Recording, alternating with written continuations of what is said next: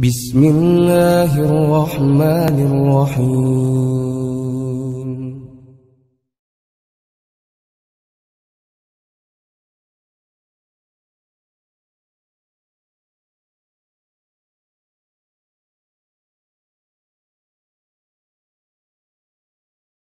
Alhamdulillahirabbil alamin wa bihi nasta'inu ala umuri dunya waddin. Asyhadu an la ilaha illallah wahdahu la syarikalah wa asyhadu anna Muhammadan abduhu wa rasuluh, amma ba'du. Ikhwatu iman, pemirsa yang dimuliakan Allah Subhanahu wa taala. Kita lanjutkan bahasan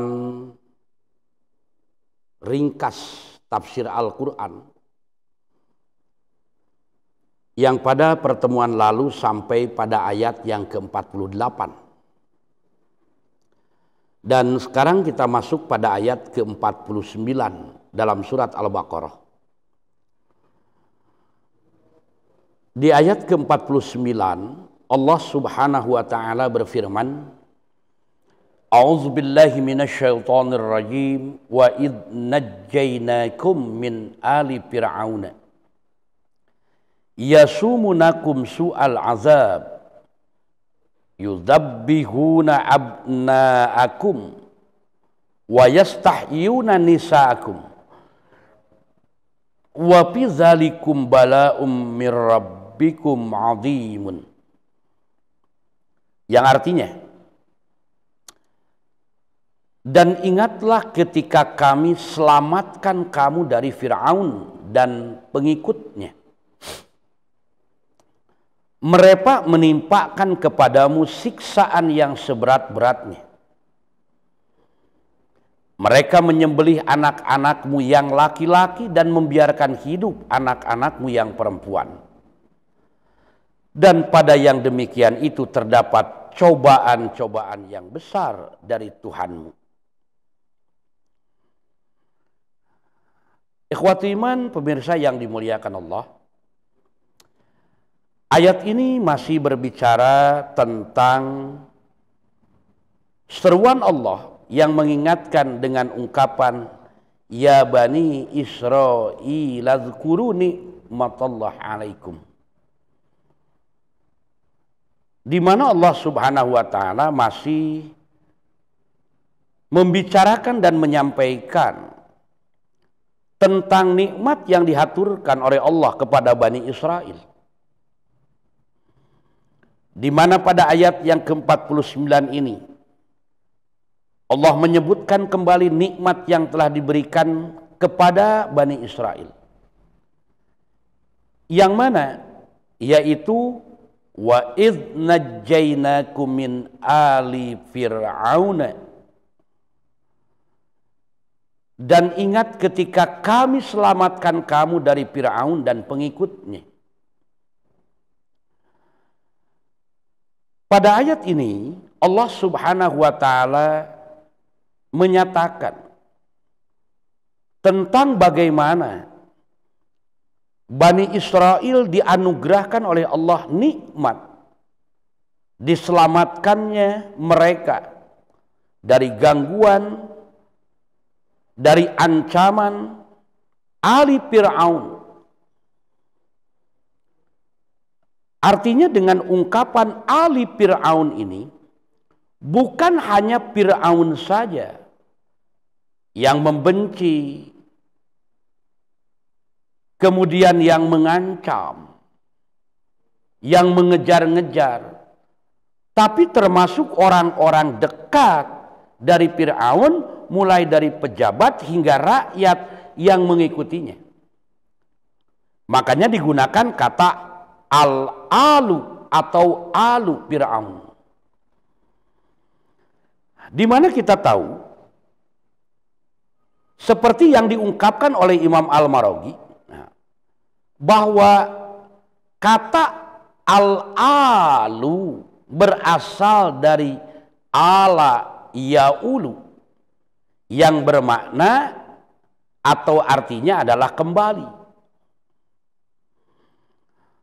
Sedangkan li'annahu yarji'u ilaika bi qorobatin au ra'yin au madhabin. Arti yang sebenarnya menunjukkan adanya kaitan famili dengan seseorang, kaitan pendapat, atau kaitan madhab, kelompok. Makanya ungkapan ala yang digunakan dalam ayat ini dengan ungkapan ali Fir'aun, ini adalah satu gambaran bahwa orang-orang yang ada pada saat itu, kenapa mereka disebut ali Fir'aun? Karena keberadaannya seolah-olah kembali kepada Fir'aun, baik karena kaitan kerabat, atau karena sama pendapat, atau karena sama madhab atau kelompok. Yang dalam hal ini adalah adanya kesamaan mereka dengan orang-orang Fir'aun dalam hal yang berkaitan dengan pendapat memusuhi Musa, berkaitan dengan adanya famili dengan Fir'aun, dan adanya kaitan kembalinya mereka dalam satu kelompok yang sama satu tujuan dengan Fir'aun. Apa? Yaitu mencegah orang yang disinyalir dalam hal ini Musa alaihi salam sebagai orang yang akan meruntuhkan kerajaannya. Makanya terkait dengan kata ini,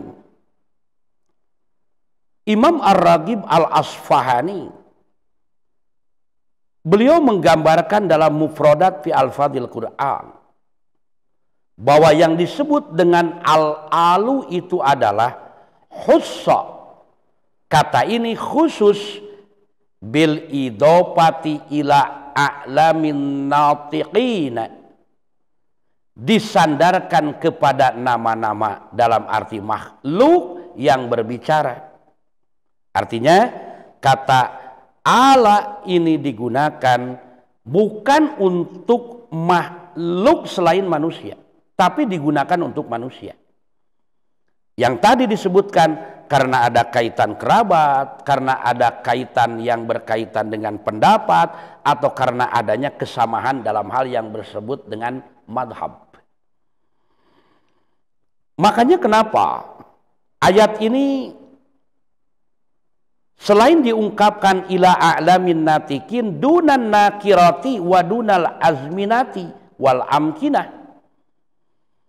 tidak pada isim nakiroh dan buka pula disandarkan pada waktu atau tempat.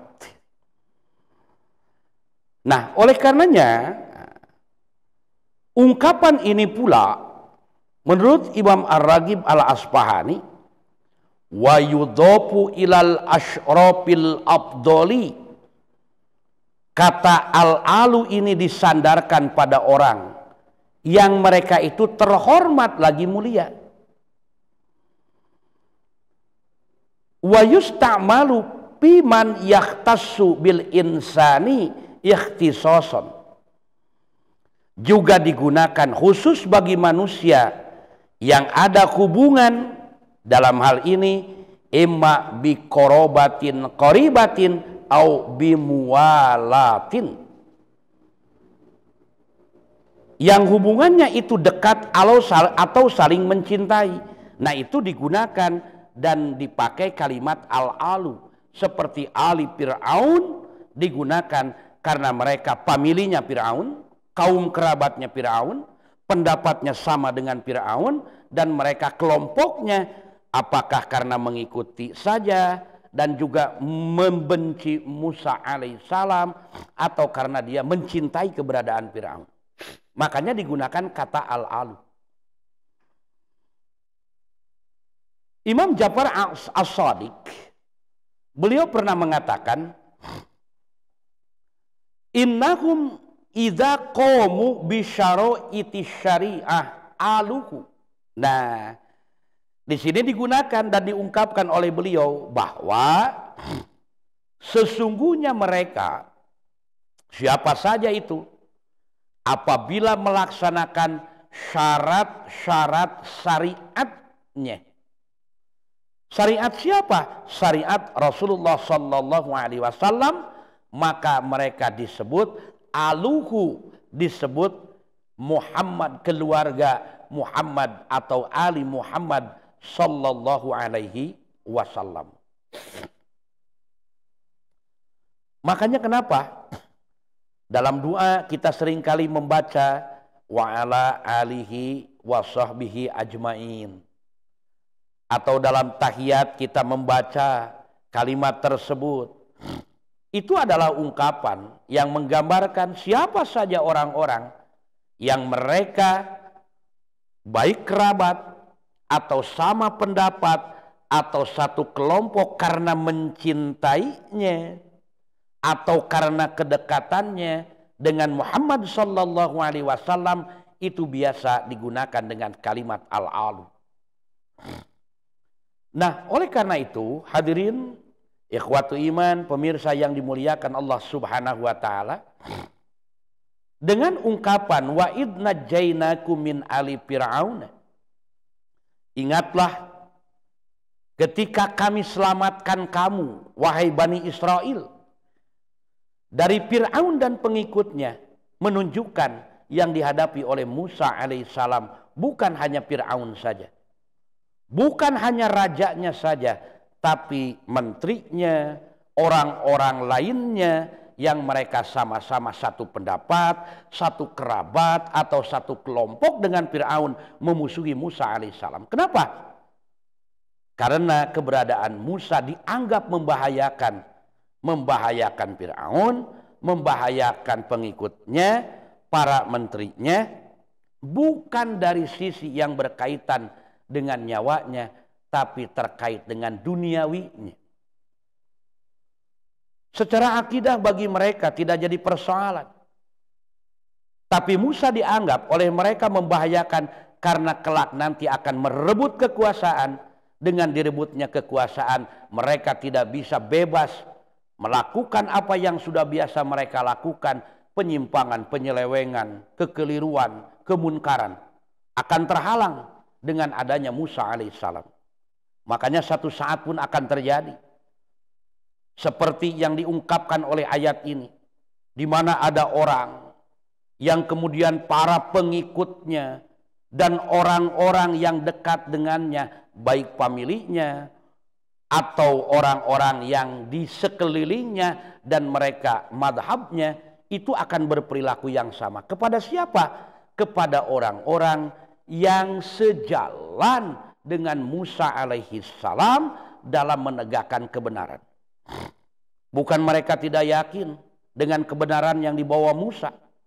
Bukan mereka yakin tidak dengan kebenaran yang dibawa oleh Muhammad sallallahu alaihi wasallam. Bukan mereka tidak yakin dengan kebenaran orang-orang yang jadi warasatul anbiya. Akan tetapi yang mereka persoalkan adalah jika mereka membiarkan orang seperti Musa, Muhammad sallallahu alaihi wasallam, kemudian warasatul anbiya itu menyampaikan pendapat, diberi kebebasan untuk mengajak dan mengingatkan orang, membahayakan kedudukan mereka. Makanya mereka akan berbuat sekuat tenaga. Apa yang mereka bisa lakukan akan dilakukan untuk apa? Untuk menjegal Musa, menjegal Muhammad, dan menjegal warasatul anbiya.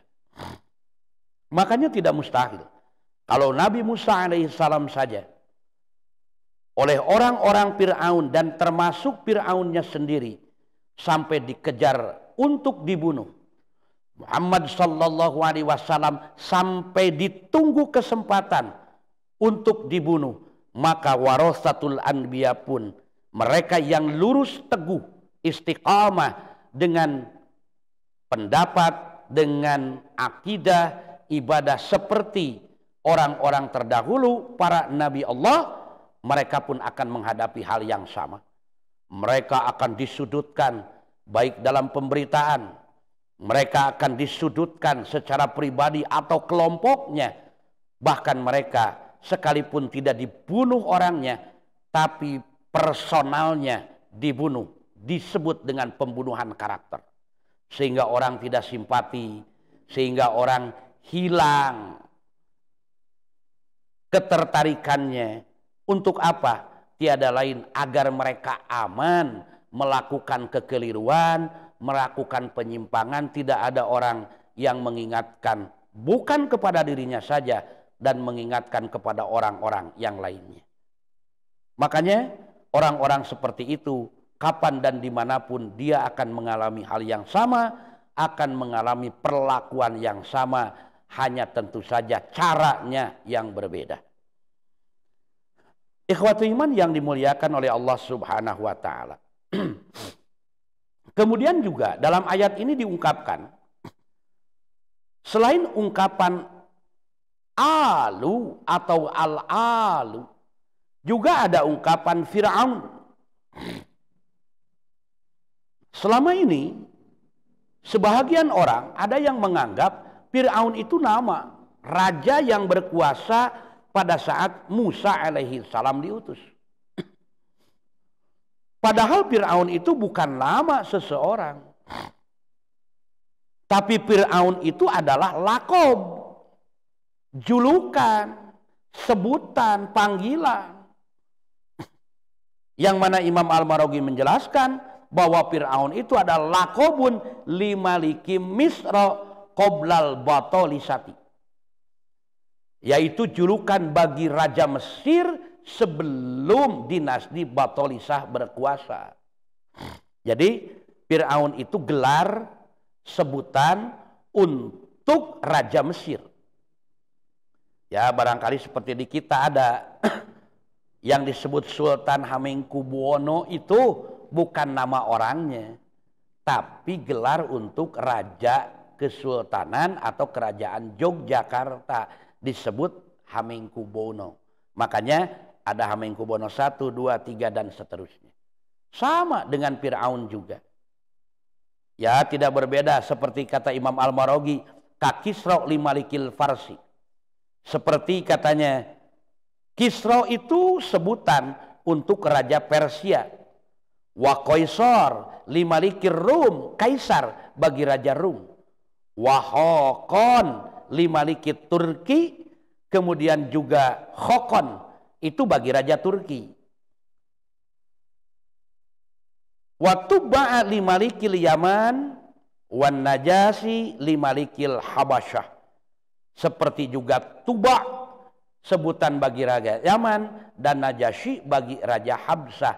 Jadi itu bukan nama orang, tapi gelar untuk orang yang memegang kekuasaan sebagai raja di tempat-tempat tersebut. Nah, ikhwatu iman yang dimuliakan oleh Allah Subhanahu wa taala. Nah, makanya Allah mengingatkan kembali kepada Bani Israel agar mereka tergugah hatinya, teringat kembali nikmat yang Allah berikan, yaitu idnajjainakum min ali fir'auna yasumunakum su'al adzab. Yang mana mereka Fir'aun dan pengikutnya menimpakan kepadamu siksaan yang seberat-beratnya. Mereka ditindas, mereka tidak diberi kesempatan untuk berkarya, berkembang, kepintarannya akhirnya tidak bermanfaat. Kenapa? Karena dihalangi dan dibatasi, sebab Fir'aun pernah bermimpi yang tafsir dari mimpi itu nanti dia akan dijatuhkan oleh seseorang dari tampuk kekuasaannya. Makanya dalam hal ini Fir'aun membuat satu instruksi. Apa? Yudzabbihuna abna'akum wa yastahyuna nisa'akum. Yaitu mereka menyembelih anak-anakmu yang laki-laki dan membiarkan hidup anak-anakmu yang perempuan. Setiap anak laki-laki yang lahir dibunuh. Setiap anak laki-laki yang hidup dihilangkan nyawanya. Kenapa? Karena dia khawatir nanti berkembang, kemudian tumbuh dewasa, dan akhirnya menjadi orang yang memberontak, menjadi orang yang menggulingkan kekuasaannya. Ketakutan yang berlebihan, sekalipun itu adalah merupakan gambaran yang Allah berikan. Sebab bagi orang-orang yang beriman, bagi orang-orang yang benar-benar mengikuti aturan Allah dan Rasulnya, kekuasaan itu, kepemimpinan itu justru bukan anugerah, Dalam arti kalau melihat beban yang ada di pundaknya. Kenapa? Sebab dalam satu keterangan diungkapkan kullukum ra'in wa kullukum mas'ulun an ra'iyatihi. Kalian pemimpin dan kalian akan diminta pertanggungjawaban.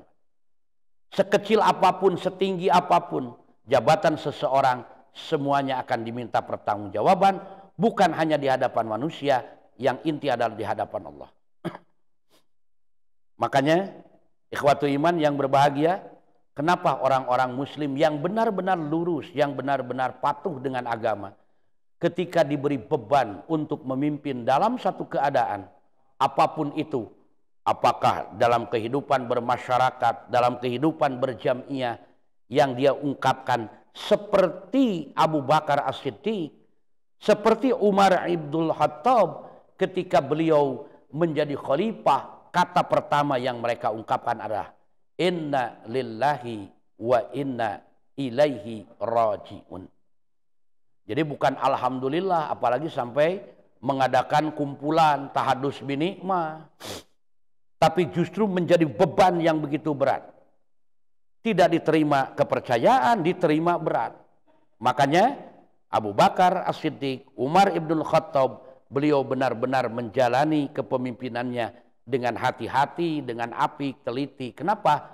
Karena mereka khawatir jangan sampai ketika nanti diminta pertanggungjawaban oleh Allah Subhanahu wa taala, mereka menjadi orang-orang yang justru menanggung beban kesalahan orang-orang yang dipimpin oleh dirinya. Nah, oleh karena itu, ikhwati iman yang berbahagia, berkaitan dengan ayat ini, maka Allah Subhanahu wa taala sebetulnya seperti yang diungkapkan oleh Imam Al-Maraghi masih dalam tafsirnya, beliau menyatakan fassala fi hadhil ayati ni'matan mimma an'ama bihi ala hadha sya'bil 'azim. Pada ayat ini Allah merinci nikmat yang diberikan kepada suku bangsa ini, dan juga zakaro piha mahalla bihim minal adabi wal bala'i jazaan ma sana'u min jaraima wartakabu min asimin. Dan menerangkan pula azab serta bala yang menimpa mereka, dan itu adalah sebagai balasan dosa-dosa yang mereka lakukan. Tsumma makana min lutfillahi bihim. Kemudian Allah Subhanahu wa taala menerangkan kelembutannya, yaitu apa? Idza rafa'a anhum al-bala'u liyatubu wa ya'rifu qadra ni'matihi alaihim. Kemudian menerangkan kelembutan Allah, yaitu tatkala Allah menghilangkan bala tersebut dari mereka agar mereka bertaubat dan mengetahui kadar kenikmatan atas mereka. Dan inilah seperti yang diungkapkan dalam salah satu firman-Nya, Allah menyatakan a'udzubillahi minasyaitonirrajim wa balawnakum bil hasanati was sayyi'at la'allakum yarji'un. Dan kami menguji mereka dengan kebaikan dan kejelekan agar mereka mau kembali, artinya melakukan kembali ketaatan, melaksanakan kembali perintah-perintah Allah dan menjauhi apa yang dilarang oleh Allah Subhanahu wa taala. Ikhwatu iman yang berbahagia, oleh karenanya dalam ayat ini menjadi satu pelajaran bagi kita, di mana Allah menerangkan nikmatnya tentang Bani Israel. Kemudian Allah juga menjadikan ayat ini sebagai pelajaran bagi Nabi, bahwa apa yang dihadapi oleh Nabi itu adalah seperti yang pernah dialami oleh para Nabi sebelumnya. Dan juga bagi kita jadi pelajaran bahwa halangan, godaan, rintangan yang kita hadapi akan silih berganti, dan semuanya itu adalah merupakan ketentuan qada dan qadar dari Allah yang harus kita hadapi dengan baik dan benar. Karena Allah akan menyampaikan dan menurunkan kepada kita dua hal. Apa? Yaitu di satu sisi Allah menurunkan balaun, menurunkan ujian, dan di sisi yang lainnya Allah pun menurunkan anugerah yang tentu saja seringkali kita lupakan, namun berkaitan dengan balaun, ujian yang jelek, seringkali itu teringat. Makanya Allah mengingatkan sebagai perbandingan bahwa nikmat Allah begitu banyak diberikan dibandingkan dengan ujian yang tidak mengenakan. Oleh karenanya, bagi kita tentu saja sikap sebagai seorang muslim, manakala kita mendapatkan kenikmatan, maka bagi kita syukur, dan ketika mendapatkan sesuatu yang tidak mengenakan, kita bersabar, dan inilah sikap yang paling tepat bagi kita sebagai seorang muslim. Itulah inti di antara ayat ke-49 surat Al-Baqarah. Semoga kita mampu mensikapinya dengan baik dan benar. Rabbana atina fid dunya hasanah wa fil akhirati hasanah wa qina adzabannar. Aqulu qauli hada wa astaghfirullah li wa lakum. Assalamualaikum warahmatullahi wabarakatuh.